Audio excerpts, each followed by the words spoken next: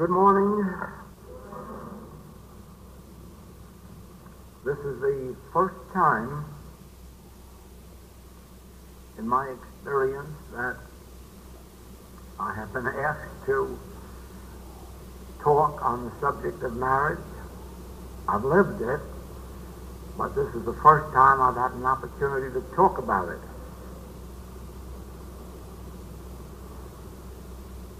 In this marriage of Alex Keyes and Ann Darling, we have one of the first experiences of students of the infinite way of mature years uniting in marriage and having the opportunity of showing, first of all, to us and then to their world what a human marriage can be when entered into through spiritual realization, through spiritual relationship.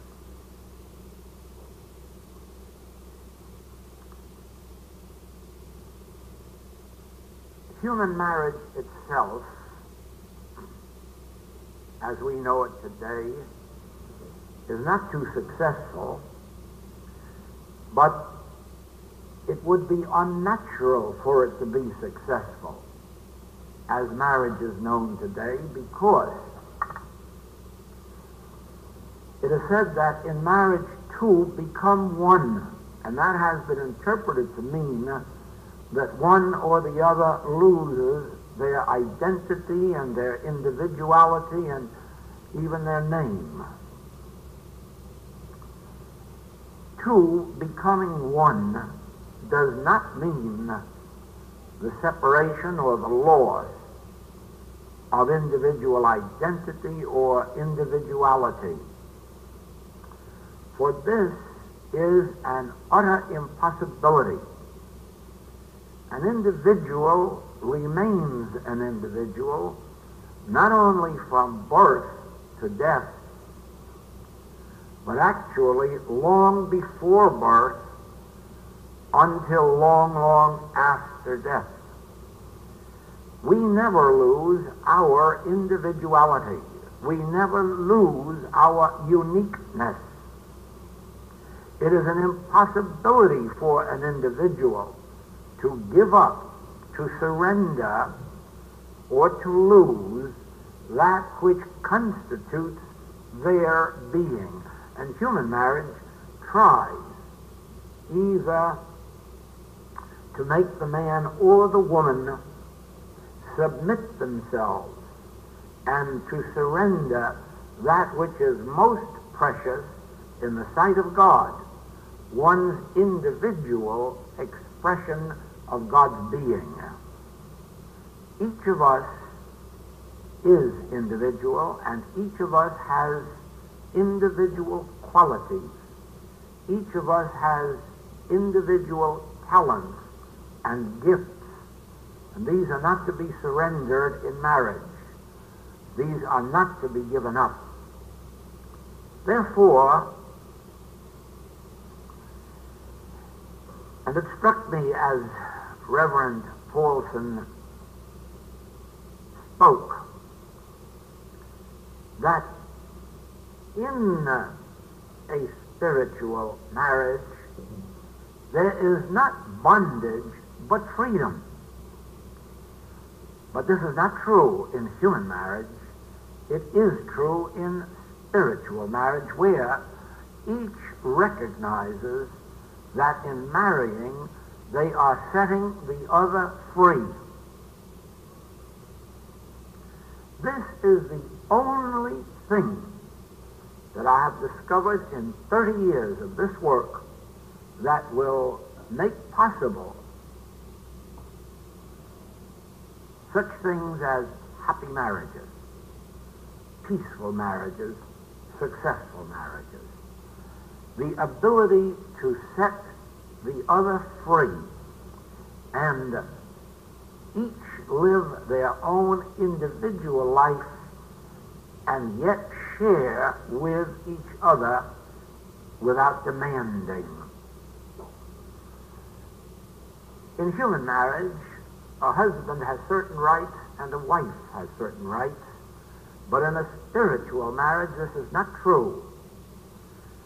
Neither husband nor wife have any rights.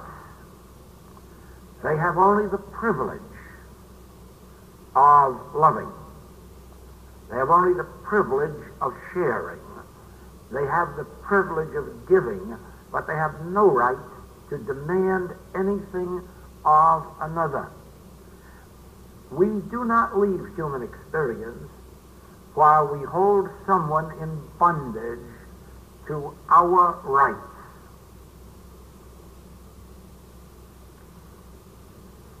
In marriage, in the human world, a husband undertakes the support of a wife. Spiritually, a wife never expects this, because it would be giving up her God-given heritage of maintaining in consciousness her union with God, in which she finds her supply.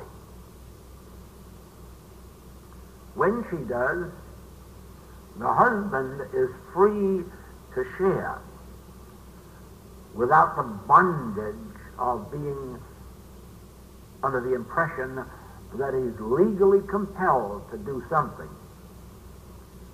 None of us likes to do anything under compulsion, whether legal compulsion or moral compulsion. But we all enjoy the freedom of giving. This is natural.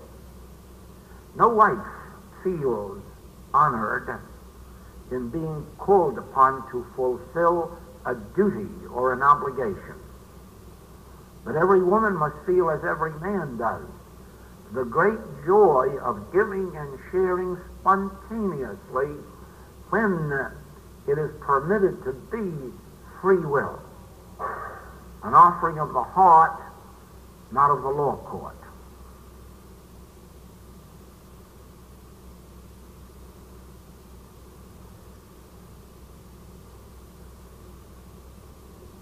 The return of the prodigal to the Father's house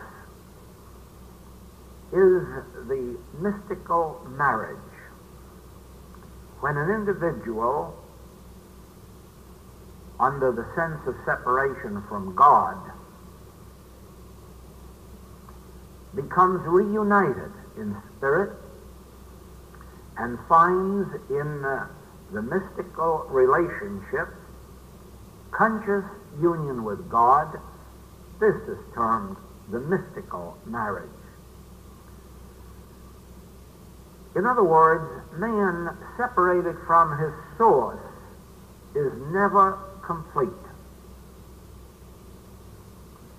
On the other hand, when an individual finds their conscious oneness with God, they find their oneness with all spiritual being and idea, and this includes every relationship in heaven and on earth. And therefore, the marriage on the human plane is really the consummation of our mystical marriage, our conscious union with God. Without a conscious union with God, no human marriage can endure, because it is not true that in union there is strength, except when we say in union with God there is strength. When we then individually, man and woman, make our conscious contact with God, we have made our conscious union with our husband or wife, with our children, with our neighbors, with our nation, and with the nations of the world.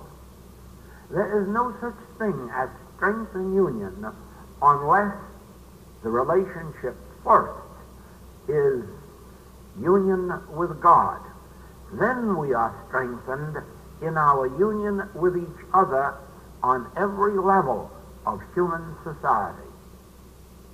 Let no one believe that a marriage is a permanent institution which hasn't first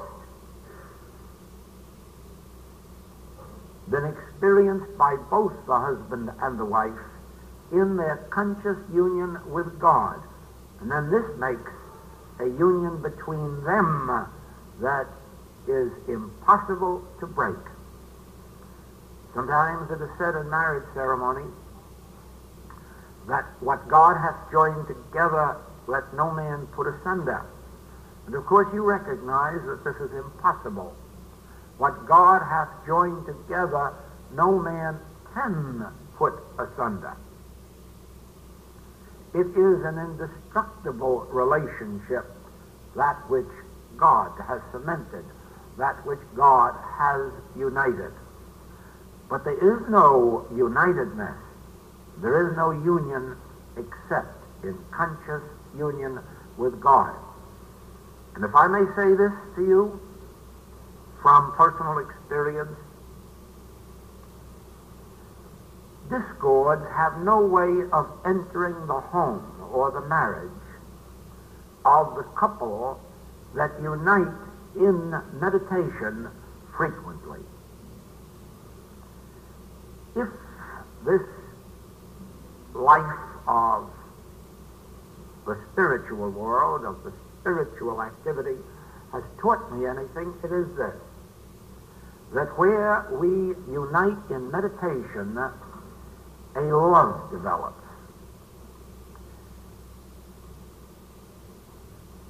There is the love between the teacher and the student, which is indestructible. There is a love between students, which is indestructible.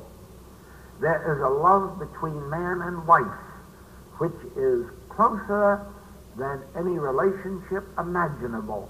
There is a relationship between parent and children that is something not understood in this world, because it is not of this kingdom.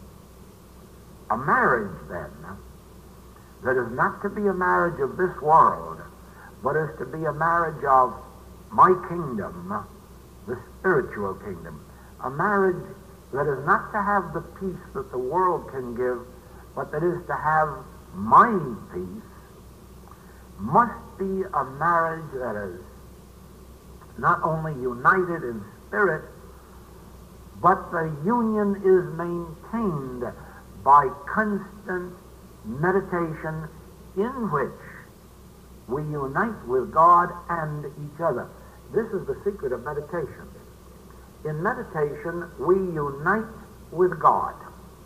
And in uniting with God, we find ourselves united to all mankind, receptive and responsive to the spiritual urge. More so is this true in marriage. In uniting with God, especially where man and wife together unite with God, they find a union or unitedness between themselves which is indestructible, because it is much more than a personal relationship. It rises above even the good of human relationship. It dissolves all that is evil in human relationship. It dissolves all that is sensual, all that is jealous, all that is malicious, all that is demanding. And it becomes the free will gift of God to us and the free will gift of God to each other.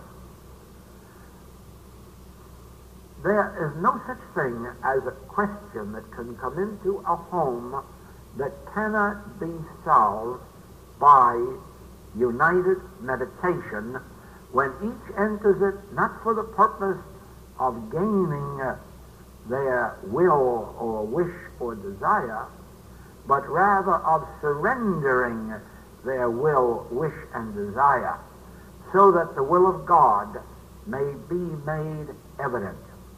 And this is the secret. There is no other. Human relationships on every level of life can be harmoniously maintained. Only, however, in the surrender of our will to God, not in the surrender of our individuality to each other. Let us always honor and respect the individuality